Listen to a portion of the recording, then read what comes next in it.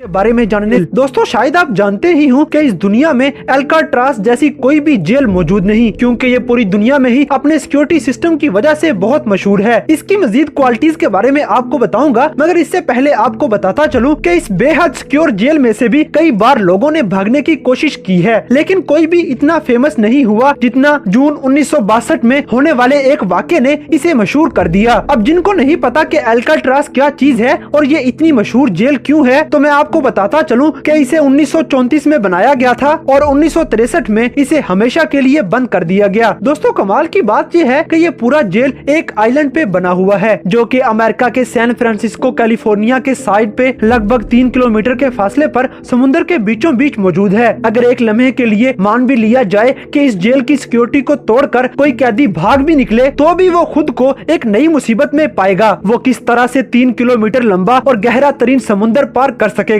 दोस्तों असल में ये जेल उन कैदियों के लिए बनाई गई थी जो दूसरी जेलों में रहकर वहाँ पे परेशानी का सबब बनते थे। वो कभी वहाँ पे गुंडागर्दी करते तो कभी वहाँ से भाग जाते। इस जेल को बनाकर ऐसे कैदियों का इलाज किया गया। ये जेल इस कदर सिक्योर था कि दुनिया का मशहूर जादूगर ओडेनी भी इस जेल को तोड़ने में नाकाम रहा। लेकिन फिर इस जेल में आया फ्रैंक मोरिस नामी ये कैदी। आज भी माना जाता है कि इस आदमी का IQ दुनिया के 2% लोगों के टोटल IQ के बराबर है। ये कोई आम मुजरिम नहीं था और ये वाहिद इंसान था जो इस जेल को तोड़कर भाग सकता था। फ्रैंक ने सबसे पहले जेल के अंदर अपने साथी बनाए जिनका नाम जॉन और क्लैरेंस था, और उसने जेल में चलते फिरते ही जेल को तोड़कर भागने का प्लान बनाना शुरू कर दिया। उसने देखा कि जेल के बरामदे में एक 3 फुट चौड़ी खिड़की लगी हुई है जिसको तोड़ने के लिए उसे ड्रिल की जरूरत थी। महीने गुजरते गए और ड्रिल का इंतजाम करने के लिए वो दिन रात कोशिश करता रहा। आखिरकार इसके हाथ एक वैक्यूम क्लीनर लगा और इसके साथ दूसरा सामान मिला के इसने एक बहुत ही अच्छी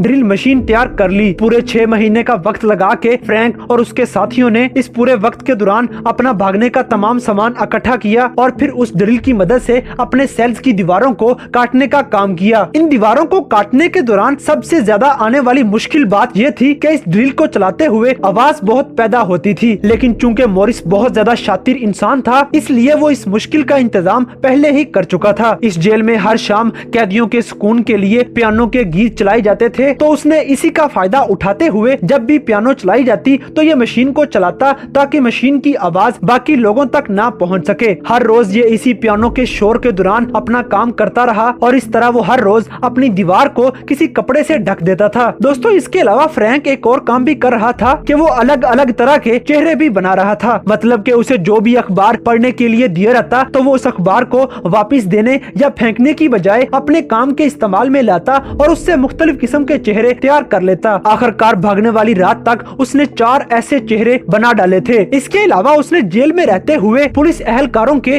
रेनकोट्स का इंतजाम भी कर लिया था और उन्हीं रेनकोट्स को लेकर अपने साथियों के साथ जून 1962 की एक रात वो आखिरकार भाग निकला। दोस्तों सोचने वाली बात यह है कि उसने रेनकोट्स में हवा भर के इस समुद्र को पार कैसे किया होगा। अब कोई प्लान इतना भी कामयाब नहीं हो सकता क्योंकि हर प्लान में कोई न कोई खराबी जरूर आती है। लिहाजा जब इन तीनों ने भागने से पहले सोचा कि वो इस दीवार से निकलने के बाद इस दीवार को इस तरह बंद कर देंगे कि किसी को शक भी न पड़े। आखिरकार ये तय हुआ कि सभी इसके लिए ग्लू का इस्तेमाल करेंगे। भागने से एक रात पहले तक सब कुछ सही था, लेकिन फ्रैंक के पास ग्लू खत्म हो चुकी थी। अब उस दीवार को इसे गीले सीमेंट के साथ चिपकाना पड़ा था। अब बजाय वो एक नकली दीवार बनने के एक असली सीमेंट की दीवार बन चुकी थी। अब इन तीनों को जल्दी से जल्दी इस दीवार को भी तोड़ना था। उनके पास वक्त बहुत कम था, तो सबसे पहले फ्रैंक निकला, उसके बाद जॉन निकला, लेकिन बेचारा क्लैरेंस फंस गया और वो इस दीवार में से ना निकल पाया। लिहाजा इन दोनों को ही क्लैरेंस के बगैर ही भागना पड़ा और ये क्लैरेंस को पीछे ही छोड़ गए। अब फ्रैंक मोरिस और उसके साथी के साथ क्या हुआ, उन्होंने इतने गहरे पानी को कैसे पार किया, बदकिस्मती से इसके बारे में हमें आज तक नहीं पता लग पाया। FBI के मुताबिक ये दोनों कैदी कभी किनारे तक पहुंचे ही नहीं और ये पानी के अंदर ही कहीं मर मुर गए। मगर आज भी ये अफवाहें मिलती हैं कि ये दोनों जिंदा हैं और ब्राजील के अंदर अपनी जिंदगी गुजार रहे हैं। बात तो ये है कि कोई था जो अल्काट्राज जैसी जेल को भी तोड़ सकता था, जिसका नाम था फ्रैंक मोरिस।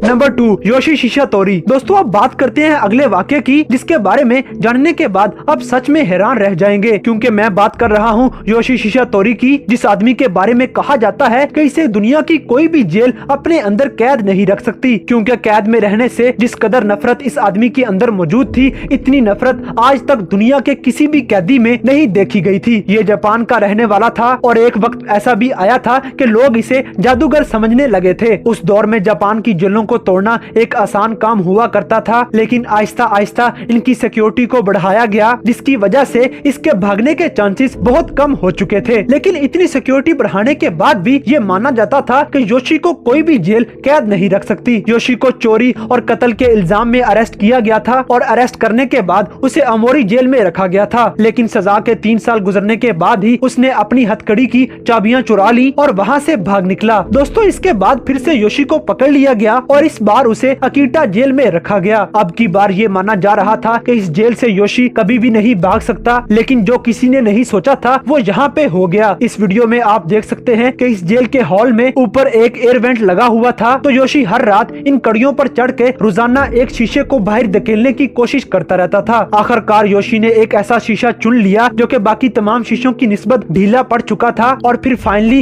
एक रात योशी इस शीशे को हटा के आखिरकार इस जेल से भाग निकला। मगर मजे की बात यह है कि 2 बार जेल तोड़ने के बाद भी योशी को फिर से गिरफ्तार कर लिया गया। अब की बार इसे अरेस्ट करके अबाशरी जेल में रखा गया, और उस दौर में ये माना जाता था कि अबाशरी जेल ही ऐसी जेल है जो अल्काट्राज जैसी खतरनाक सिक्योरिटी सिस्टम के साथ तैयार की गई है। इस जेल में भी सबसे खतरनाक कैदियों को रखा जाता था, लेकिन नहीं, ये जेल भी योशी को भागने से ना रोक पाई। हर रोज सुबह के वक्त नाश्ते में मिलने वाले अपने सूप को वो अपने दरवाजे पर गिरा दिया करता था, और इस काम की वजह से इसके दरवाजे को जंग लग गया और आहिस्ता आहिस्ता ये दरवाजा कमजोर होता चला गया। और फिर 25 अगस्त 1944 का दिन आया और उस दिन पूरे मुल्क में ब्लैकआउट चल रहा था, तो योशी ने इस अंधेरे का फायदा उठाते हुए अपने कंधों को अजीब तरह से मोड़कर इस जेल से भाग निकलने में कामयाब हो गया। दोस्तों ये वाकया पेश आने के बाद जापान ने अपनी जेलों को और ज्यादा सिक्योर बनाने का प्लान तैयार कर लिया और योशी को एक बार फिर से अरेस्ट करके सपारा जेल में रखा गया। इस जेल में योशी पर 6 हथियारों के साथ लैस गार्ड भी रखे गए जो 24 घंटे योशी पर नजर रख रहे थे। लेकिन हैरानकुन बात यह है कि योशी यहाँ से भी भाग निकला, लेकिन ये यहाँ से कैसे भागा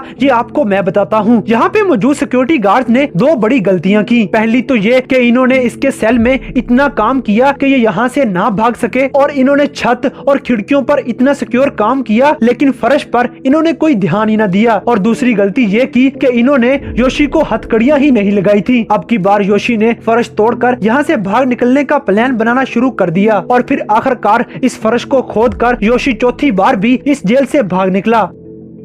तो दोस्तों ये थे दुनिया के 2 ऐसे हैरानकुन लोग जिन्हें दुनिया की कोई भी जेल अपने अंदर कैद नहीं रख सकती, चाहे उन जेलों की जितनी भी सिक्योरिटी बढ़ा ली जाए। ये दोनों उस जेल को तोड़ने का कोई ना कोई प्लान बना लेंगे, और चाहे इन पर जितना भी पहरा लगा दिया जाए ये उसका भी कोई ना कोई तोड़ निकाल लेते हैं। तो दोस्तों आज के ये 2 अनोखे प्रिज्म ब्रेक्स आपको कैसे लगे इस बात से हमें कमेंट बॉक्स में आगाह करें, और अगर वीडियो पसंद आई है तो लाइक करें, शेयर करें, और हमारे चैनल टॉप एक्स टीवी को सब्सक्राइब करना ना भूलें।